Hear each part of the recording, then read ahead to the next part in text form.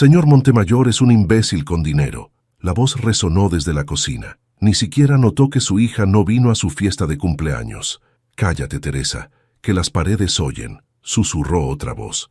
Eduardo Montemayor se detuvo en seco antes de entrar a la cocina de su mansión. La celebración de su cumpleaños número 55 continuaba en el jardín, pero él había escapado en busca de un momento de soledad. Ahora, parado en el pasillo, escuchaba la conversación de sus empleados. «¿Qué van a oír? Si está muy ocupado presumiendo su nuevo Bentley a sus amigos banqueros», continuó Teresa. «A veces me pregunto si recuerda que tiene una hija». El eco de risas y música llegaba desde el jardín, donde medio centenar de invitados celebraban su cumpleaños. Eduardo aflojó su corbata de seda italiana y se recostó contra la pared, sintiendo el frío del mármol traspasar su traje hecho a medida. «Ana Sofía es diferente», intervino una tercera voz. «La vi ayer en el albergue para indigentes. Está haciendo un trabajo increíble allí. Por eso mismo no vino hoy», respondió Teresa. «Me dijo que tenían una emergencia con un señor mayor que llegó muy enfermo.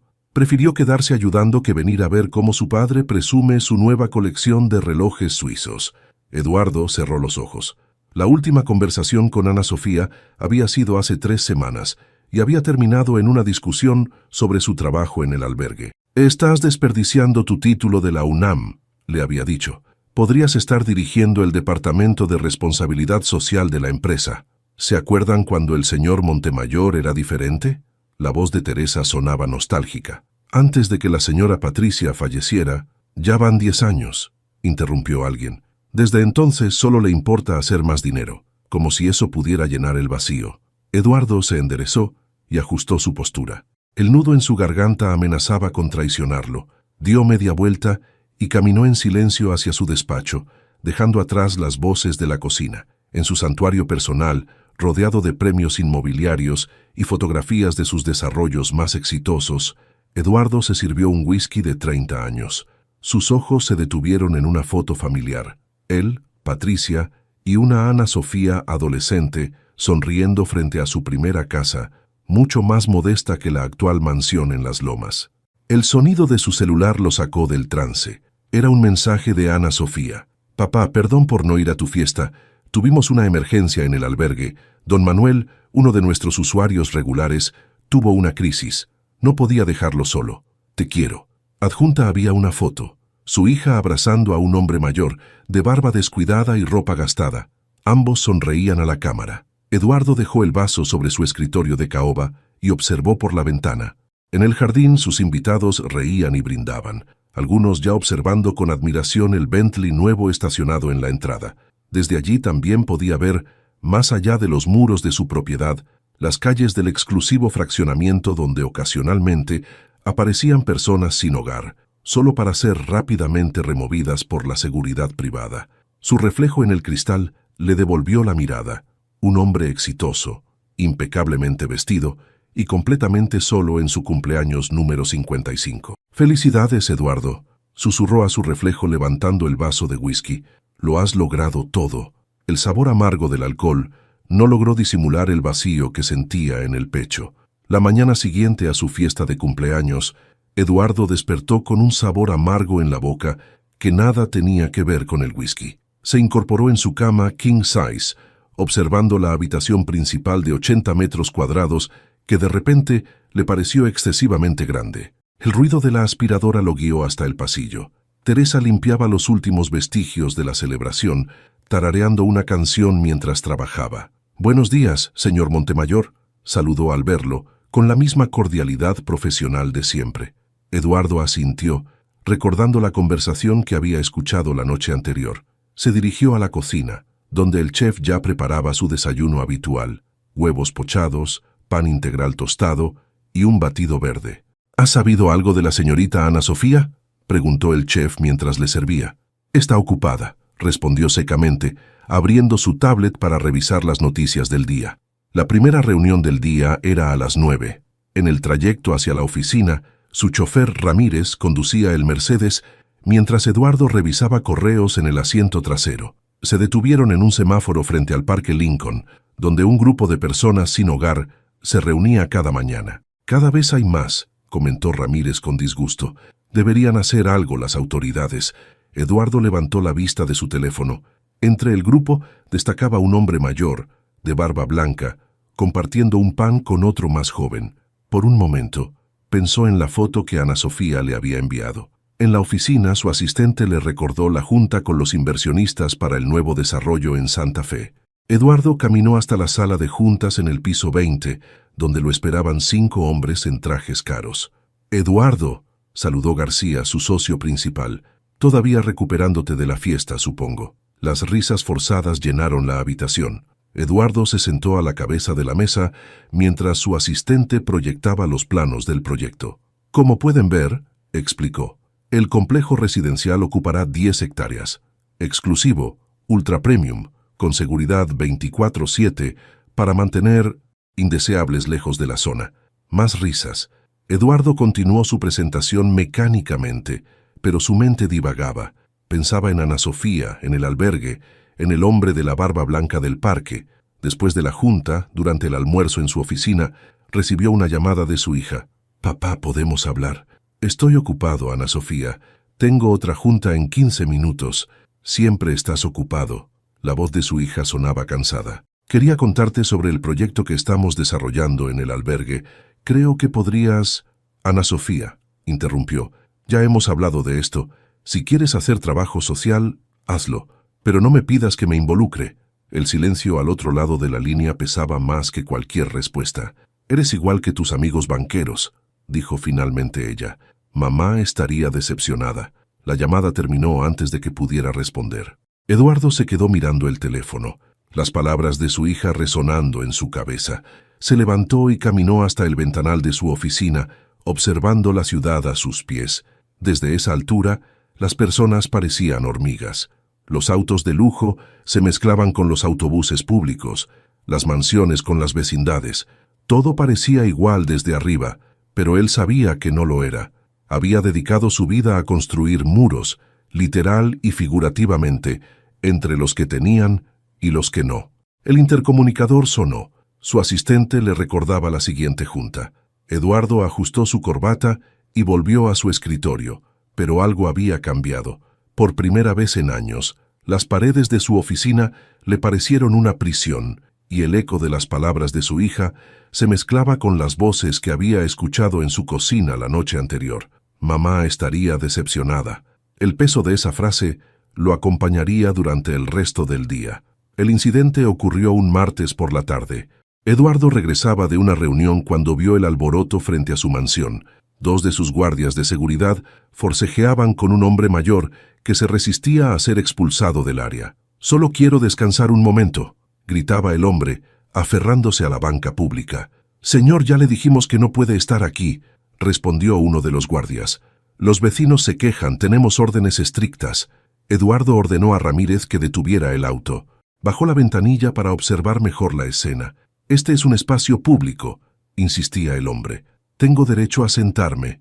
«Son órdenes del señor Montemayor», explicó el otro guardia, tirando con más fuerza. «No queremos indigentes en la zona». El hombre finalmente perdió el agarre. Cayó sobre la acera, sus pocas pertenencias desperdigándose por el suelo. Entre ellas, Eduardo alcanzó a ver un bastón gastado y una fotografía arrugada. «¿Mis órdenes?», murmuró Eduardo para sí mismo. «Sí, señor», respondió Ramírez desde el asiento delantero. «El protocolo que estableció hace 3 años. 0 tolerancia con indigentes en un radio de 5 cuadras». Eduardo observó cómo el hombre recogía sus cosas con manos temblorosas. Nadie se detuvo a ayudarlo. Los vecinos que pasaban desviaban la mirada. Algunos incluso cruzaban la calle para evitar la escena. «¿Quiere que intervenga, señor?», preguntó Ramírez. Eduardo abrió la boca para responder, pero las palabras no salieron. En su mente resonaba la voz de Ana Sofía. Mamá estaría decepcionada. «Siga hacia la casa», ordenó finalmente. Esa noche, durante la cena, Eduardo no podía sacarse la imagen de su cabeza. Picoteaba su corte de rib eye mientras recordaba cada detalle. Las manos temblorosas, la fotografía arrugada, la indiferencia de los transeúntes. Teresa entró al comedor con el postre. «¿No tiene hambre, señor?», preguntó al ver el plato casi intacto. «Teresa», Eduardo dejó los cubiertos. «¿Hace cuánto trabajas para mí?». 15 años, señor, desde que vivían en la casa de Polanco. ¿Y has notado cambios en mí? Teresa se detuvo, sosteniendo la bandeja del postre. Por primera vez en años, Eduardo vio duda en su rostro. Señor, La verdad, Teresa, por favor. La señora Patricia solía decir que su mayor virtud era ver a las personas, no sus circunstancias, respondió después de una pausa. Pero desde que ella...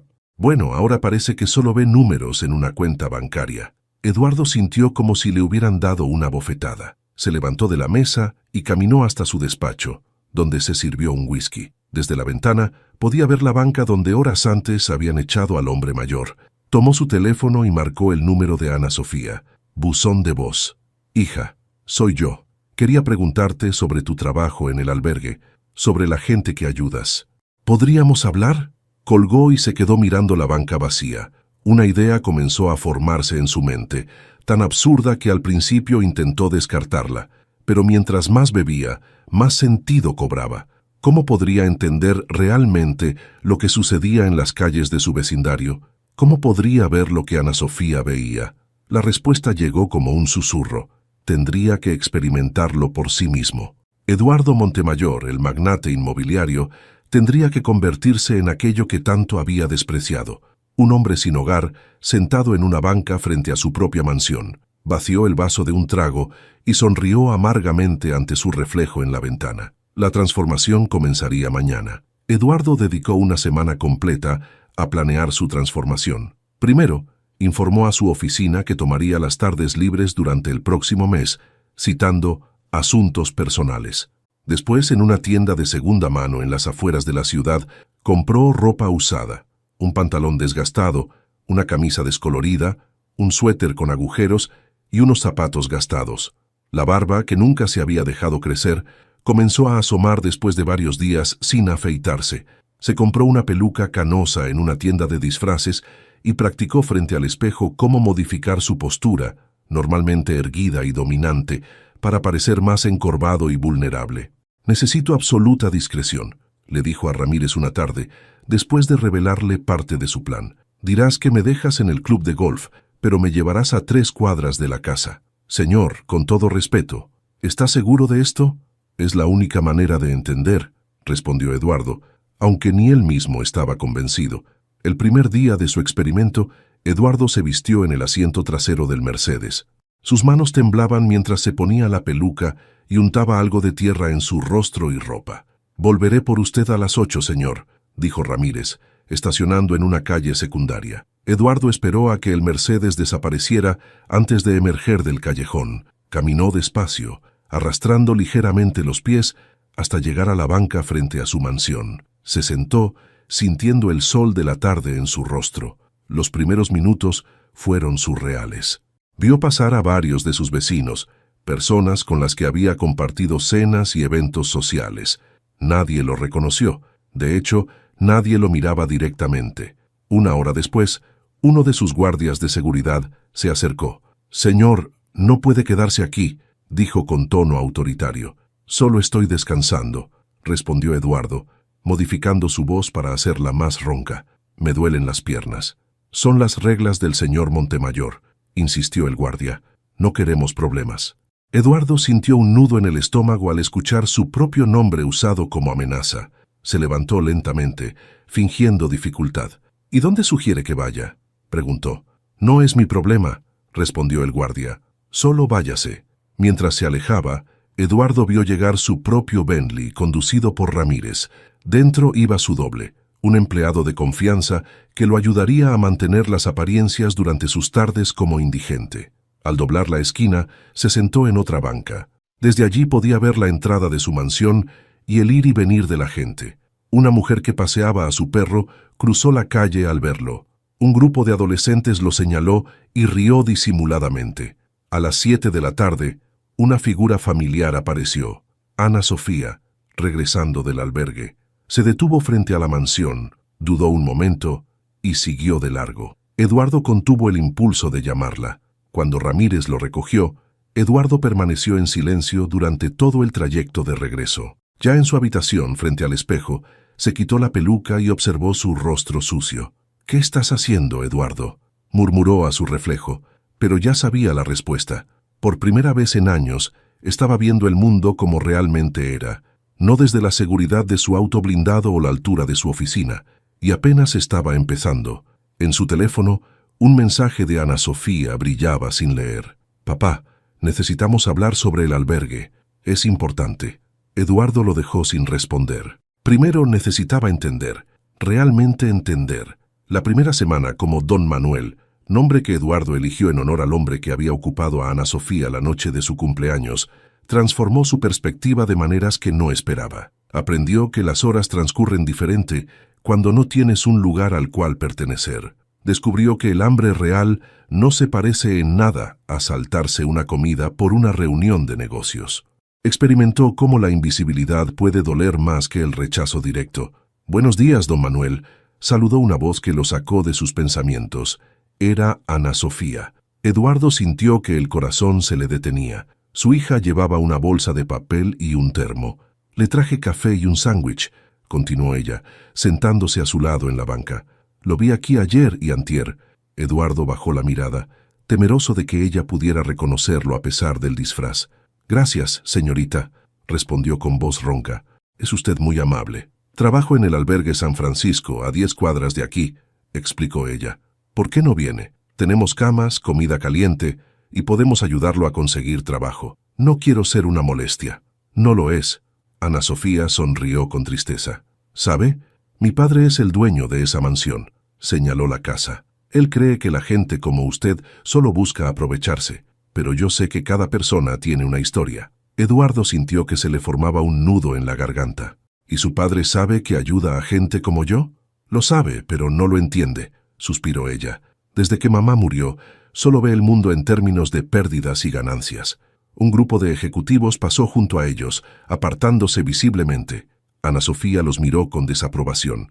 «La gente cree que la pobreza es contagiosa», comentó, como si la mala suerte pudiera transmitirse por el aire. Eduardo tomó un sorbo del café. Estaba perfectamente endulzado, justo como a él le gustaba. Por supuesto, Ana Sofía no sabía que estaba preparando el café exactamente como su padre lo tomaba. «¿Y usted no tiene miedo?», preguntó. «De sentarse aquí y hablar conmigo». «Mi madre me enseñó que el miedo es la excusa que usamos para no hacer lo correcto», respondió ella. «Antes de morir me hizo prometer que nunca dejaría que el dinero me volviera ciega». Eduardo recordó esa conversación. Patricia había insistido en hablar a solas con Ana Sofía el día antes de fallecer. Nunca supo exactamente qué se dijeron. «Su madre suena como una mujer sabia», logró decir luchando contra las lágrimas. Lo era.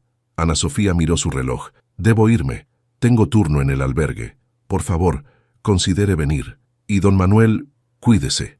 Eduardo la observó alejarse, sintiendo un orgullo y una vergüenza que amenazaban con ahogarlo. Su hija, a quien había acusado de desperdiciar su vida, estaba viviendo los valores que Patricia siempre había defendido. Esa noche, después de que Ramírez lo recogiera, Eduardo se sentó en su despacho y escribió en su diario: «Hoy mi hija me dio café y un sándwich. Me miró a los ojos y me trató como a un ser humano. Yo, que soy su padre, no he hecho lo mismo con ella en años». La transformación que había comenzado como un experimento estaba convirtiéndose en algo más profundo, un doloroso ejercicio de autodescubrimiento. La segunda semana como don Manuel, Eduardo comenzó a reconocer los rostros de quienes, como él, vagaban por las calles del exclusivo vecindario. Ya no eran una masa anónima de indigentes, como solía llamarlos en sus memorandos de seguridad. Ahora tenían nombres, historias, dignidad. «¿Me convidas un poco de ese café, Manuel?», preguntó Roberto una mañana, señalando el termo que Ana Sofía le había dejado. Roberto era diferente. Su forma de hablar, sus modales, la manera en que analizaba los edificios con ojo crítico, todo en él sugería una educación formal. Eduardo había notado que llevaba un cuaderno desgastado donde dibujaba constantemente. «Claro, siéntate», respondió Eduardo, vertiendo café en la tapa del termo. «¿Arquitecto?». Roberto levantó la mirada, sorprendido. «¿Cómo lo supiste? La forma en que observas las estructuras. ¿Y tus dibujos?».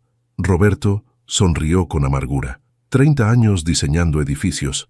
Tenía mi propio despacho en Polanco. Dio un sorbo al café. Luego vino la crisis del 2008. los proyectos se cancelaron, los préstamos se vencieron, su voz se apagó. Un divorcio después, y aquí me tienes. Eduardo recordó esos años. Mientras otros quebraban, él había aprovechado la crisis para comprar propiedades a precio de remate. Los negocios son así, se justificaba entonces. ¿Y tu familia? Mi ex esposa vive en Guadalajara con nuestros hijos. Les dije que conseguí trabajo en Estados Unidos. Roberto sacó su cuaderno. Es mejor que piensen eso a que sepan la verdad. Abrió el cuaderno. Eduardo contuvo la respiración. Eran diseños brillantes, innovadores, con un enfoque en vivienda social y espacios comunitarios. «Esto es extraordinario», murmuró Eduardo, olvidando por un momento su papel de don Manuel. «Gracias. Ahora solo son garabatos de un viejo en la calle», cerró el cuaderno. «¿Y tú? ¿No pareces un indigente común?», completó Eduardo. «Iba a decir que no pareces derrotado todavía». La conversación fue interrumpida por una patrulla que se detuvo junto a ellos. Eduardo reconoció al oficial. Le pagaba una generosa gratificación mensual para mantener la zona limpia. «Circulando, señores», ordenó el policía. «Ya saben que no pueden estar aquí». Roberto guardó su cuaderno rápidamente. «Oficial, solo estamos...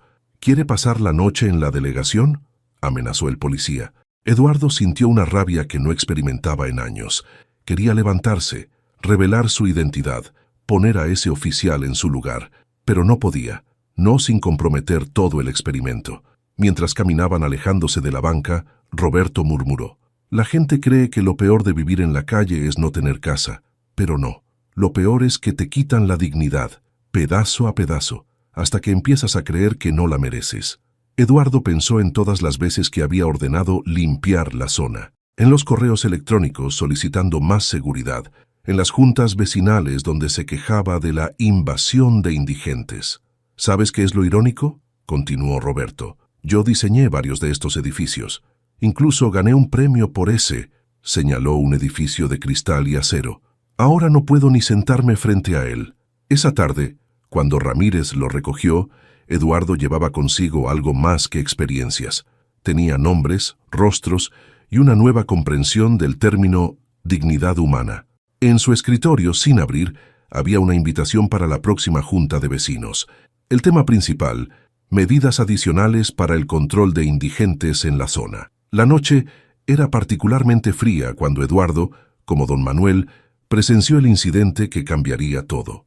Una mujer mayor que se presentó como doña Carmen intentaba refugiarse de la llovizna bajo el toldo de su mansión. «Señora, tiene que retirarse», escuchó decir a su chofer Ramírez, quien no reconoció a Eduardo sentado en la banca del frente. «Son las reglas del señor Montemayor. Solo hasta que pase la lluvia», suplicó la mujer, abrazando una bolsa de plástico contra su pecho. «Tengo artritis. Me duelen los huesos con el frío. Lo siento, pero el señor Montemayor es muy estricto con estas cosas».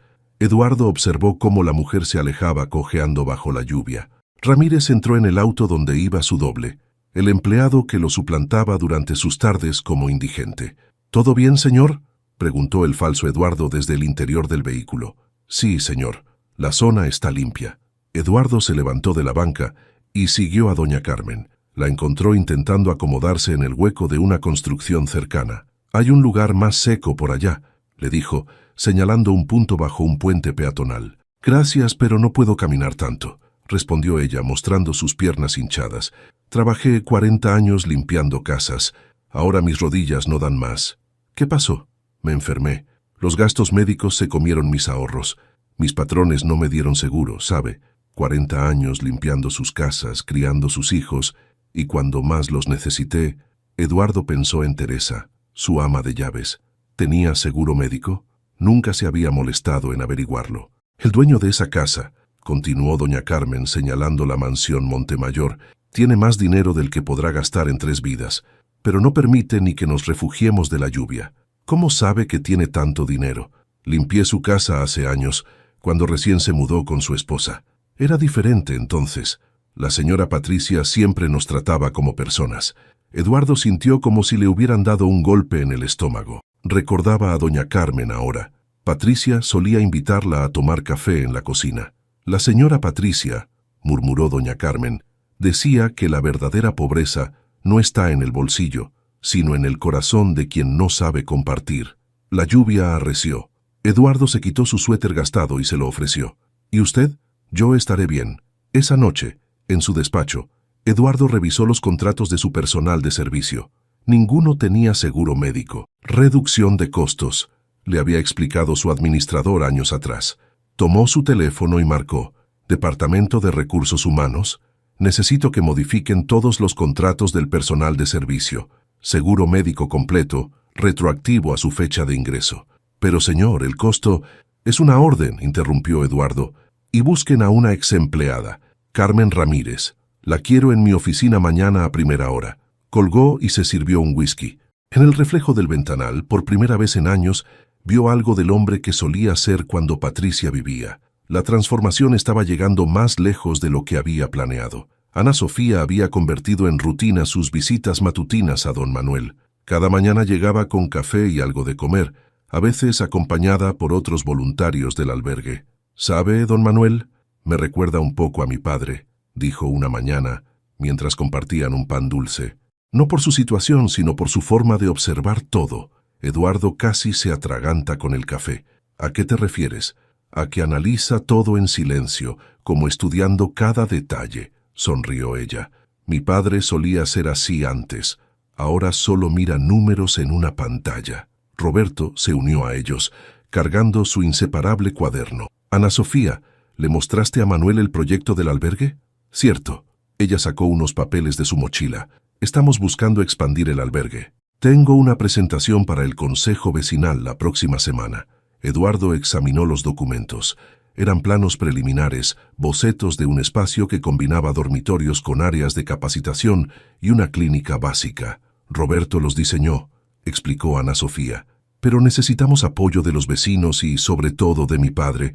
Es el principal desarrollador de la zona». «¿Y crees que apoyará el proyecto?», preguntó Eduardo, sintiendo un nudo en la garganta. «Honestamente, no. Pero tengo que intentarlo». Roberto abrió su cuaderno y mostró más detalles del diseño. «El problema no es solo dar techo», explicó. «Necesitamos crear espacios que devuelvan la dignidad, que permitan a la gente recuperar su independencia». Eduardo reconoció elementos de varios de sus propios desarrollos en los diseños de Roberto, pero mejorados, humanizados. «Es brillante», murmuró. «¿Verdad?» Ana Sofía sonrió con entusiasmo. «Si tan solo mi padre pudiera ver esto, ver realmente lo que intentamos hacer». «Tal vez lo hará», respondió Eduardo suavemente.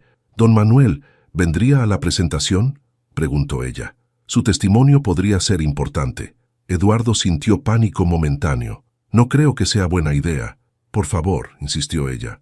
«A veces la gente necesita ver un rostro, escuchar una historia real para entender». En ese momento, un grupo de ejecutivos pasó junto a ellos. Eduardo reconoció a García, su socio principal, quien los miró con desprecio apenas disimulado. «¿Ves?», dijo Roberto cuando se alejaron. «Para ellos no somos personas. Somos un problema que resolver». Ana Sofía apretó la mano de Eduardo. «Por eso necesitamos su voz, don Manuel, por favor, piénselo». Esa tarde en su oficina, Eduardo canceló 3 reuniones para estudiar los planos del albergue. Cada línea revelaba un entendimiento profundo de las necesidades humanas que él había ignorado en sus propios proyectos. Su teléfono sonó. Era García. «Eduardo, ¿viste a tu hija hoy? Estaba con indigentes frente a tu casa. Esto está afectando tu reputación». Eduardo miró los planos sobre su escritorio. «García, ¿alguna vez te has preguntado qué ve mi hija que nosotros no?» «¿Qué?» «Nada», respondió Eduardo. «Te veo en la junta vecinal la próxima semana». La decisión estaba tomada. Don Manuel asistiría a esa presentación, aunque eso significara enfrentarse a sí mismo. La sala de juntas del club campestre hervía de murmullos cuando Ana Sofía instaló su presentación. Eduardo ocupaba su lugar habitual en la mesa directiva, mientras que don Manuel supuestamente llegaría más tarde. «Antes de comenzar», dijo García, presidente de la junta vecinal, «quiero dejar claro que cualquier iniciativa que atraiga más indigentes a la zona está fuera de discusión». Ana Sofía conectó su laptop al proyector. «No estamos hablando de atraer personas», respondió con firmeza. «Hablamos de ayudar a las que ya están aquí». La presentación comenzó con fotografías. Rostros conocidos para Eduardo. Roberto con sus planos. Doña Carmen sosteniendo una taza de café. otros que había conocido en sus semanas como don Manuel. Estas son las personas que ustedes llaman el problema, continuó Ana Sofía. Un arquitecto premiado, una trabajadora doméstica con 40 años de servicio, un profesor universitario. Ana Sofía, interrumpió García, entendemos tu compasión, pero tenemos que pensar en el valor de nuestras propiedades. ¿El valor? Ana Sofía proyectó los planos de Roberto. Este proyecto aumentaría el valor de la zona. Un centro de rehabilitación y capacitación profesional que... ¿Rehabilitación? Una vecina alzó la voz. ¿Quieres traer drogadictos al vecindario? Eduardo observaba en silencio. Conocía este momento. Era cuando normalmente intervendría para cortar la presentación de raíz. Pero hoy era diferente. ¿Dónde está ese indigente que ibas a traer?, preguntó García con sorna. ¿Se arrepintió? Don Manuel vendrá, respondió Ana Sofía, aunque su voz traicionaba su incertidumbre. Eduardo se levantó. El momento había llegado. No vendrá, dijo. Ana Sofía lo miró, dolida. Papá, por favor, solo escucha. No vendrá, repitió Eduardo, porque don Manuel soy yo. El silencio que siguió fue absoluto. Eduardo extrajo de su maletín la peluca y el suéter gastado que había usado durante semanas. Durante el último mes, he pasado las tardes sentado frente a mi propia casa, siendo invisible para todos ustedes, incluido yo mismo. Los murmullos estallaron. García lo miraba como si hubiera perdido la razón. He visto cómo tratamos a las personas. He experimentado lo que es ser echado de una banca pública por órdenes mías. He sentido el frío que doña Carmen siente cada noche. Ana Sofía había dejado caer el control remoto de la presentación. Las lágrimas corrían por sus mejillas. Este proyecto, Eduardo señaló los planos, no es caridad, es una inversión en dignidad humana, y Montemayor Desarrollos lo financiará completamente. Eduardo, intervino García, no puedes...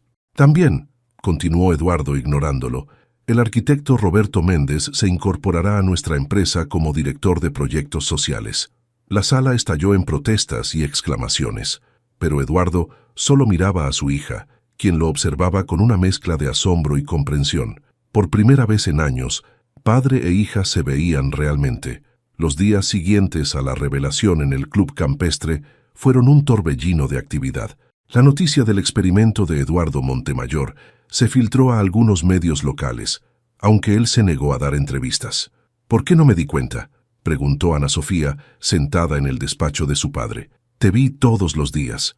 Porque dejaste de verme hace mucho tiempo, respondió Eduardo sirviéndole un café. Como yo dejé de verte a ti. La taza era la misma que ella le llevaba cuando era don Manuel.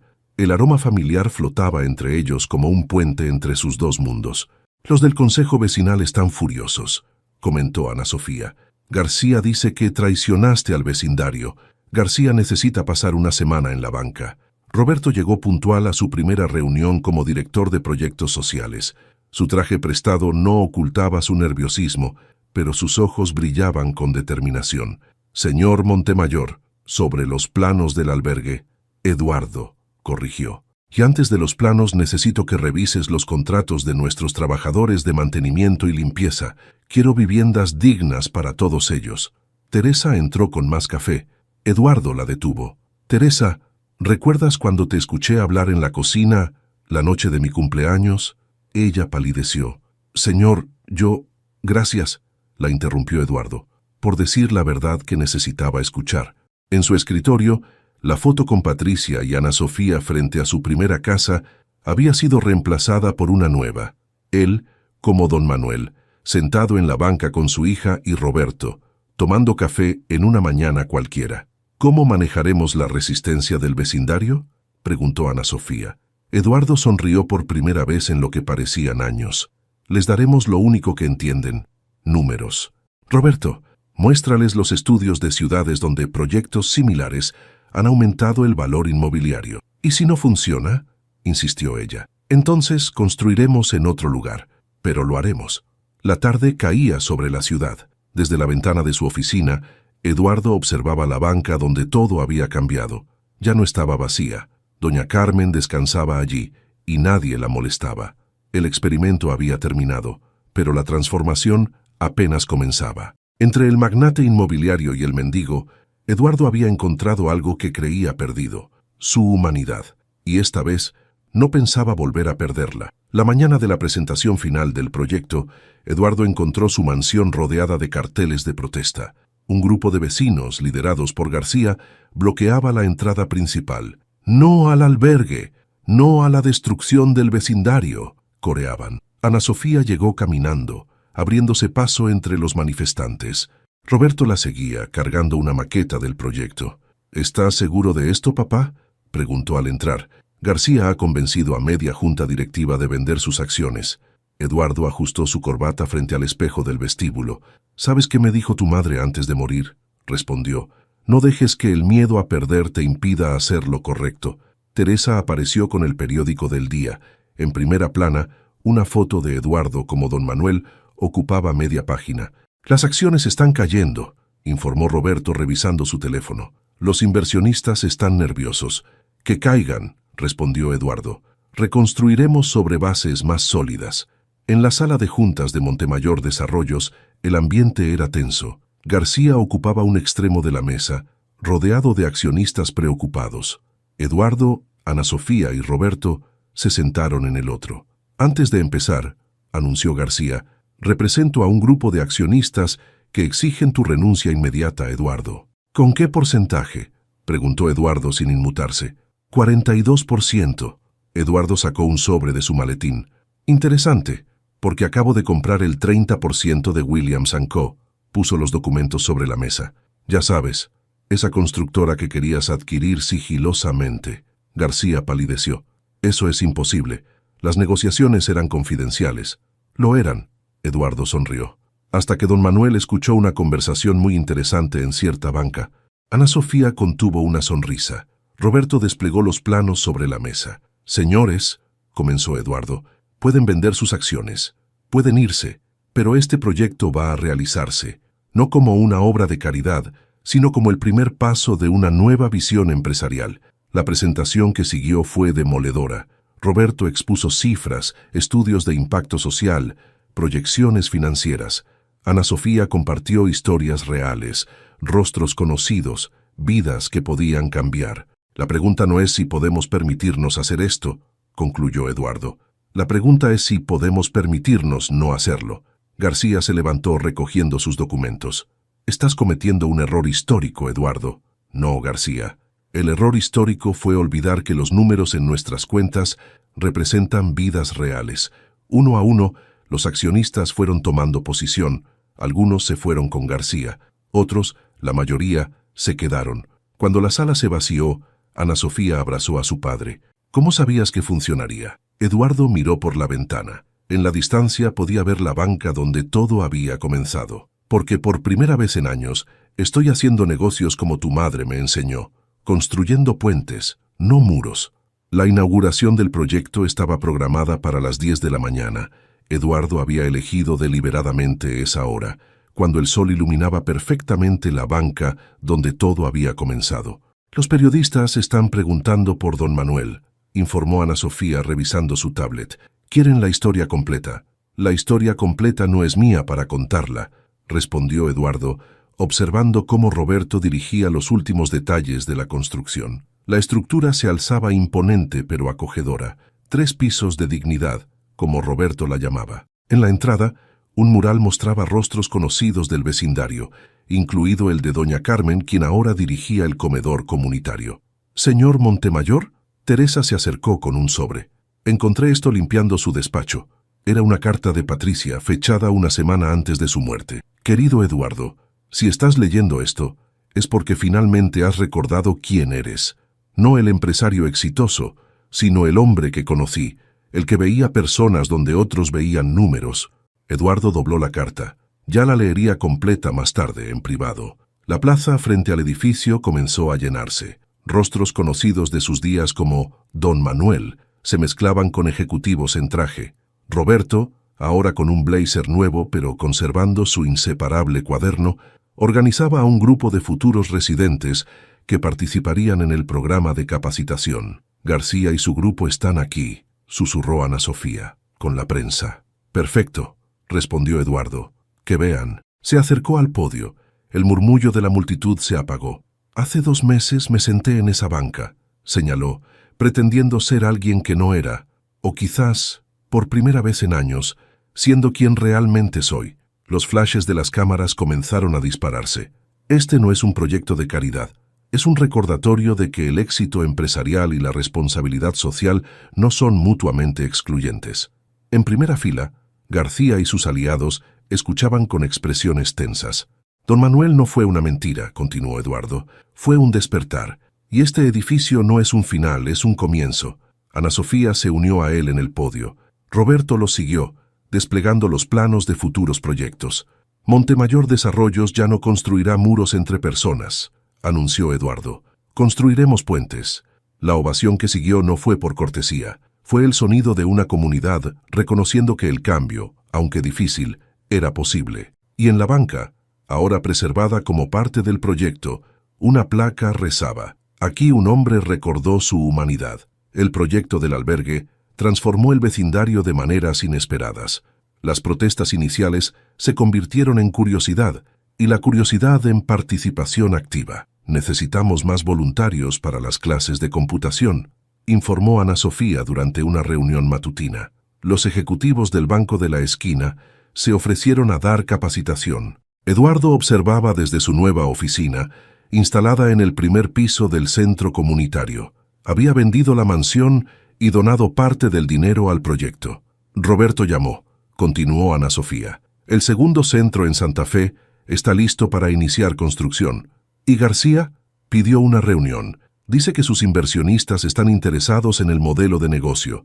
Eduardo sonrió. El modelo de negocio era simple, dignidad rentable. Los centros no solo proporcionaban refugio, sino que creaban empleos, capacitación y oportunidades reales.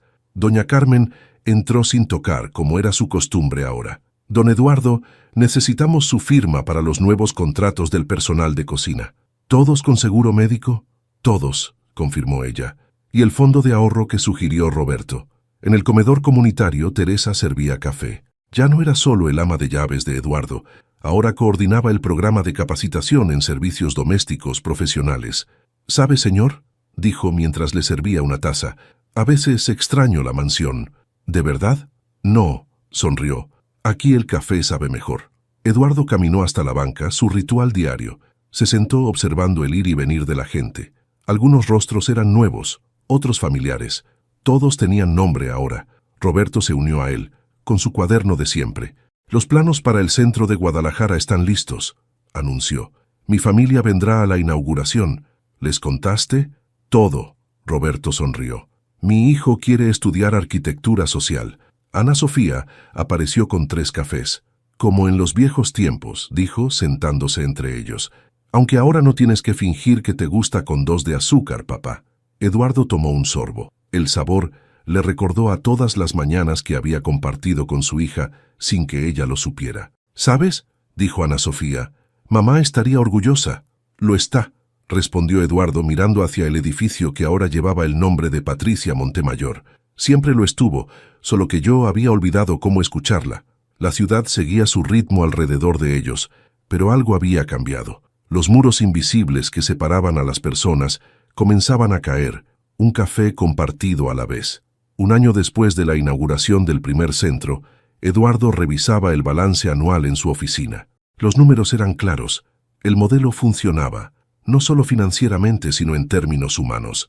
«Señor», interrumpió Teresa, «tiene visita». García entró, más delgado y con menos petulancia que antes.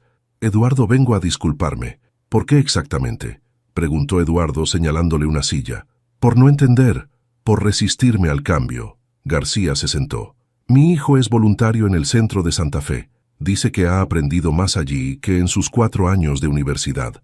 Eduardo asintió. Muchos de sus antiguos opositores habían tenido epifanías similares. Ana Sofía entró con una carpeta. «Papá, los resultados del primer año. 87 personas reintegradas laboralmente, 32 familias reunificadas, 0 desalojos en la zona». García revisó los números. «¿Cómo lo lograron?». «Viendo personas, no problemas», respondió Eduardo. Roberto apareció en la puerta, su cuaderno ahora reemplazado por una tablet. «El terreno en Guadalajara está listo. Comenzamos». Eduardo miró por la ventana. La banca seguía allí, ahora rodeada de vida. Doña Carmen enseñaba tejido a un grupo de jóvenes. Algunos ejecutivos compartían café con antiguos residentes del albergue. «¿Sabes, García?», dijo Eduardo, «el verdadero valor de una propiedad no está en el precio por metro cuadrado». Se levantó y caminó hasta el mural de la entrada, donde el rostro de Patricia sonreía junto al de don Manuel. «Está en las vidas que transforma». Ana Sofía tomó su mano. En su muñeca, el reloj que Eduardo solía usar como símbolo de estatus ahora marcaba algo más que tiempo. Marcaba momentos. «Don Manuel sigue vivo», dijo ella suavemente. «Siempre lo estará», respondió Eduardo. «En cada persona que se sienta en esa banca y encuentra su dignidad». La ciudad se extendía ante ellos, no como un campo de batalla entre ricos y pobres, sino como un lienzo de posibilidades. Los muros se habían convertido en puentes, el desprecio en comprensión, la indiferencia en acción. Eduardo Montemayor había perdido una mansión, pero había ganado una familia extendida. Había sacrificado el aislamiento del privilegio por la riqueza de la conexión humana. Y en esa banca, donde todo comenzó, la lección más valiosa persistía. El verdadero valor de una persona nunca estuvo en su cuenta bancaria, sino en su capacidad para ver, escuchar y actuar. El experimento había terminado, pero la transformación continuaba. Una taza de café compartida a la vez, una dignidad recuperada a la vez, una vida cambiada a la vez, porque al final, como Patricia siempre supo, los mejores negocios son aquellos que construyen humanidad.